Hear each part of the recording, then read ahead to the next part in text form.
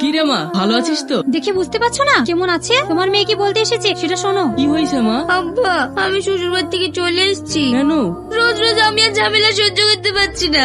আমি আর ওই বাড়িতে যাব না। দেখ মা, স্বামীর সংসারে প্রত্যেকেরই ছোটখাটো একটু অশান্তি হয়, সেগুলোকে মানিয়ে নিয়ে চলাকে সংসার বলে।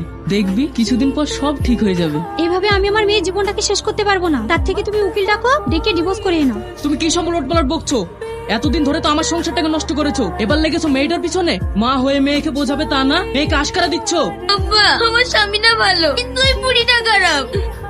আব্বা, তুমি তো ডাক্তার, তুমি তো সবকিছুরই ওষুধ দাও। তুমি আমাকে এমন কিছু দাও যেটা খেলে বুড়ি মারা যাবে। এটা তুই কি বলছিস? এটা আমি কোনোভাবেই করতে পারবো না। তা পারবে কেন? মেয়েটা মরুক সেটাই তো চাইছো। আমি ওষুধ দিয়ে দিচ্ছি, জেল খাটতে পারবে তো? আব্বু, তুমি এমন কিছু ওষুধ দাও যেটা খেলে একদিনে মরবে না, আস্তে আস্তে মরবে। ঠিক আছে, তোদের সুখেই আমার সুখ।